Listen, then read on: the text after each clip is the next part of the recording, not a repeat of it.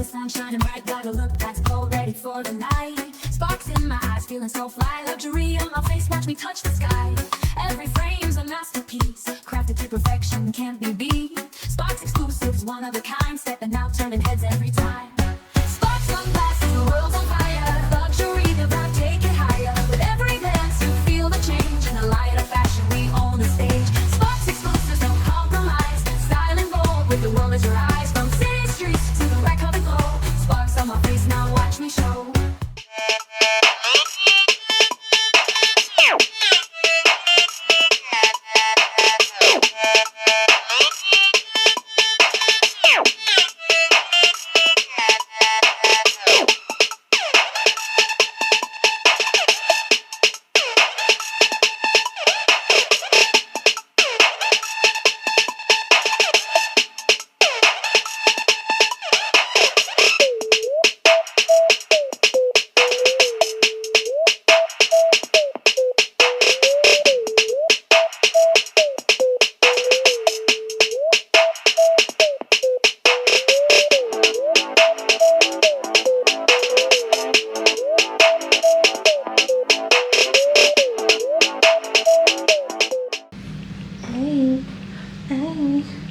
So I got the green and the blue, green and blue urethane. Sorry, you can see my cup. Green and blue, and I'm wearing sleeves today because yesterday was cold, but I bet I'm gonna go outside. It's gonna be warmer than it was yesterday. That's just the way it goes. Let's see. I can already see the difference. Look at the sky. Just look at the sky. I have got to be the biggest G at parking. I was closer to the sidewalk the night before. OMG, this is what I've been waiting for. And I've got sleeves on today. Never mind. I just realised I left my water bottle. I prepared my lemon water from last night and left it in the fridge in my room. So let's go back and get it. Oh wait, do I know the code? I don't know the code for the door without having my phone. I just saw the owner. Let's go back.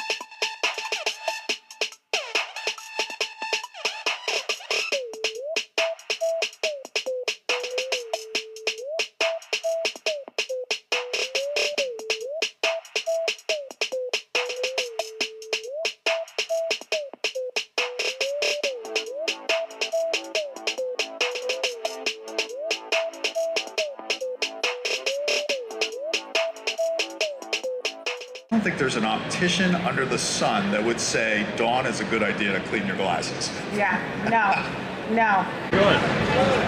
Hi. Hi. It's just put the glasses on me.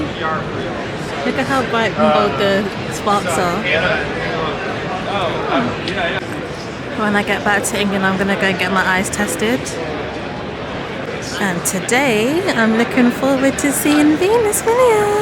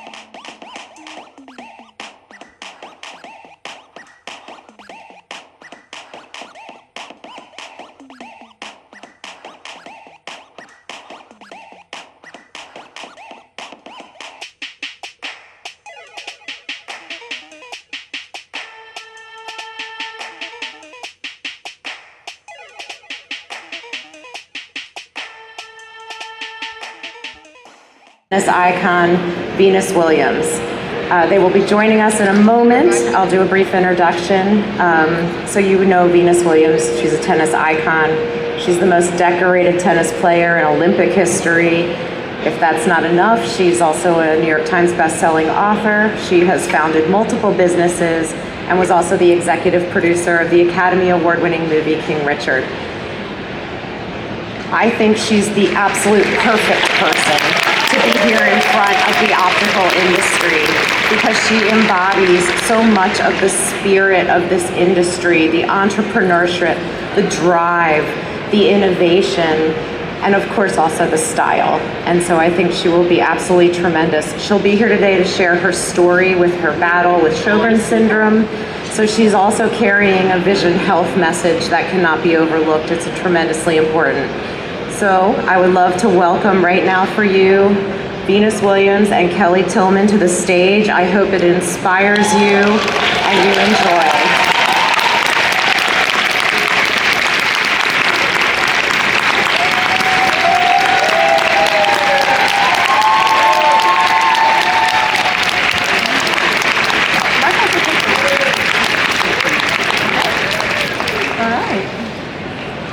Hello, everyone. Wow.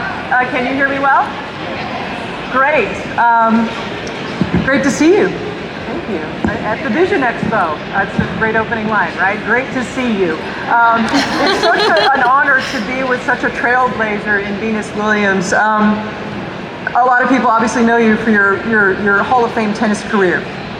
But maybe they do, maybe they don't know that you're also a fashion designer, a movie producer, a business owner, an author.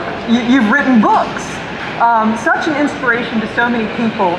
And we're going to dive into your talent and your business mind over the next 30, 45 minutes with this great crowd. But first, I'd like to see a show of hands. Who in this audience is in eyewear? Okay, and that includes ophthalmologists, optometrists, and opticians, right? Yay, round of applause. Who is in eye care? Opticians, eye care, eyewear is in framing and lenses. Who's in eye care? There we go. Okay, great. Who in this audience is just a business owner of any kind with a curious mind? Okay, great show of hands. And this is where my hand will go up. Who plays and loves the game of tennis? Okay, this is great.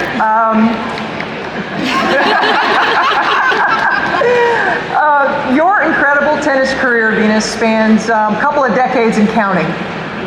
The word on the street is that you're training to potentially make a comeback this spring. Is that true? Is that true? It's true. I have been hitting the ball a lot more in the last few months than all of last year. So, but yeah, I love the game. Hi, how's everybody? It's good to see your faces. Such a warm personality. We've spent a few minutes together behind the scenes, and when we met, I went to shake her hand, and she said, "Come on in, I'm a hugger." I'm a hugger, so we got a hug.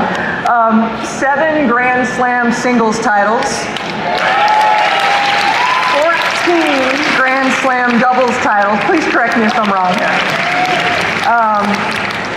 Multiple gold medals in the Olympics, including a singles in the year 2000.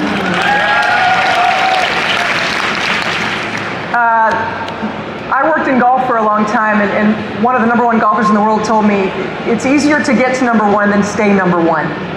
How do you do it? How do you have such longevity in your career that you can stay hungry for so many years, let alone decades? Yeah, absolutely. I guess at some point everyone is, at some point you're #1 and sometimes you're not, right? But I think also #1 is a state of mind too. For me, #1 also was about effort. Am I giving #1 effort? Am I giving my best? And so in that sense, it didn't matter what I was ranked. I still felt #1 because I was giving it my all. Let me move this. What's going on here? Mic check 1 2 1 2. But that's better, right? So Yeah, I guess it didn't matter what I was ranked. I just always felt like the best. I was the best in my head. I gave the best preparation. But to wake up every day and still have the hunger. Still have the hunger. That's love, right? You gotta love what you do. And I think, right? How about that?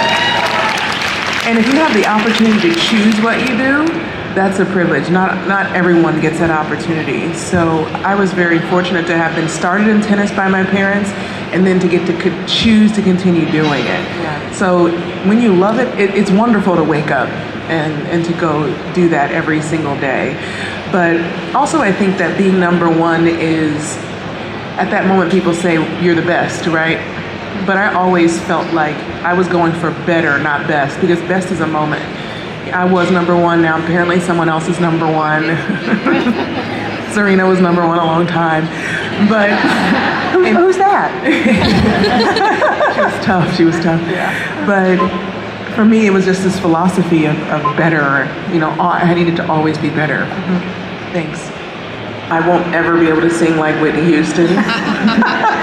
She didn't play sports, so we all have our gifts, right? But it doesn't matter what gift you have if you don't train it. It's buried, literally. So I believe that we're all the same, but it's about the effort that you're willing to give to achieve something. And that's really what separates folks who do great things. So that effort is not just physical, even as an athlete, the effort is here, and it's also here, emotional, and what you give, what you can get out of yourself. So for me, you know, that was always important to leave it out there on the court. And then also studying, super important. I remember, this is back in the day, right now I'm aging myself, but back in the day, like at tournaments, they would give you your match on a VHS. Oh no, I'm going too far back. So I was at Wimbledon one year and I recall that like there was a girl, she was an upstart. She was beating everyone, and so I ended up playing her in the finals. And I was like, God, I want her tape. And she left her tape in the locker room. Oh. Looked around. I took that tape. Yes, you did. And I watched that tape for 2 days straight of her match before. And so by the time I got to the match, I knew it. Sometimes I overran the ball because I knew where she was going because I'd studied her pattern. And for the record, I brought the tape back. Wait, did you leave it anonymously or hand it right to her? I left it back. I was like, because back then you couldn't go on YouTube and like study your opponent, right? So either you had to send your coach to watch the match, or you went to watch the match, or you counted on TV. It wasn't as easy now. So like, yeah, studying the game, studying what you want to achieve, studying your business, the market, it's so crucial. It makes a world of a difference. Well, you know, I want to spend a little bit more time on your focused tennis career before we dive into the Vision side of things. But, you know, for some athletes, their favorite moment in their career might be winning their first title ever, regular season or major. It could be their first major. It could be winning for the first time in front of their children that are old enough to understand mommy or daddy is a champion now. What would be your most cherished victory in that vein? I don't know if I have the most cherished victory. I feel like going to the Olympics was amazing, and it was beyond my dream because the Olympics didn't come back to tennis until, the tennis didn't come back to the Olympics until '88, so it had been out since the 20s. So most tennis players didn't grow up like seeing it as an Olympic sport, and I only went to the Olympics because my dad loved the Olympics, and we would watch these Olympic documentaries growing up, and he'd have us study like Jackie Joyner-Kersee or Greg Louganis, and we watched those over and over and over. So I felt like I had to go because I didn't want to let him down. And then when I got there, I fell in love. And I was like, this is beyond what I could. I wanted to like win Wimbledon, the US Open, I got to the Olympics, and I was like, oh my God. Playing for your country. It's the best. It's amazing. So if you ever get to go to one, it's like shiny, happy people holding hands. It's amazing. You gotta go. So that was definitely the best moment of being able to win gold with my sister, and it feels good to add to the medal count. Like in tennis, you got to win 6 matches just to get 1 medal, but it's like I got that one and dropped it in, and you feel so good. But I think more than anything, what I liked best in any match was executing what I had planned, executing what I had trained for, executing what I had practiced. There are moments that I would win the match. I didn't feel good about how I won. I didn't feel good, and I didn't do what I was supposed to do. And I knew that that couldn't last. So the times that I got off the court and I felt like I executed my game, those were like the best moments. That's so neat. You mentioned your sister, Serena. I'm sure she has been a part of so many of the moments that you cherish the most. You've met on major stages and done battle. I'm curious how much you remember about the very first time, not in a major, but the first time ever you met her in a final. And correct me if I'm wrong, but I believe it was Key Biscayne in '99. Like I can see the wheels are turning here, so we have some memories brewing. Yes. What stands out from that? I'd like to know what that was like for the very first time with the title on the line, seeing sister across the net. Well, truthfully, at the time, I had more experience, but also I was an older sister, and she had never beat me in life. Okay. So you got that going for you. So I had that advantage.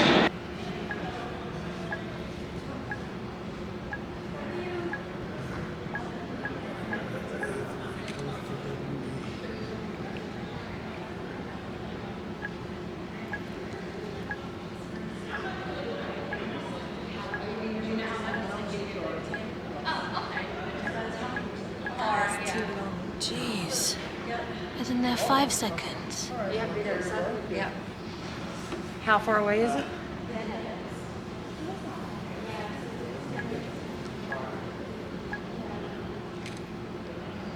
You guys, this might sound crazier, but because Venus Williams was going to be at this conference, keynote speaker, I wanted to give her a pair of sparks, right? Oh God, I forgot to put a pack of mints in my bag. I have mints all the time, okay? Oh God. So I didn't eat my pastry. I was literally on my way here and I was like, sugar, I didn't pack my mints. I was like, okay, so I won't eat my pastry until after I see her and speak to her and give her a pair of sparks, because of my breath might smell like this pastry, right? So after her interview, it was amazing, but we couldn't film, so I used my camera to record the audio. We were allowed to queue up to take photos of her. When I tell you the queue was long queue, and me and a few others, obviously people in the queue, we were at the back. So we're hoping and praying that we get to see her. You guys, we saw people doing this, and then all of a sudden they went, sorry, Venus wants to go home.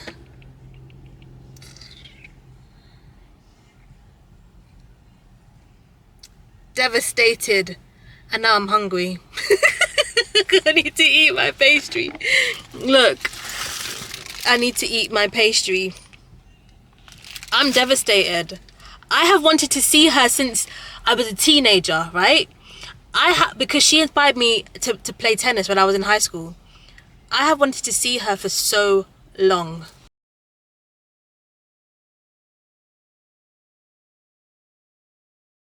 Sparks in my eyes, feeling so fly. Luxury on my face, watch me touch the sky. Every frame's a masterpiece, crafted to perfection, can't be beat.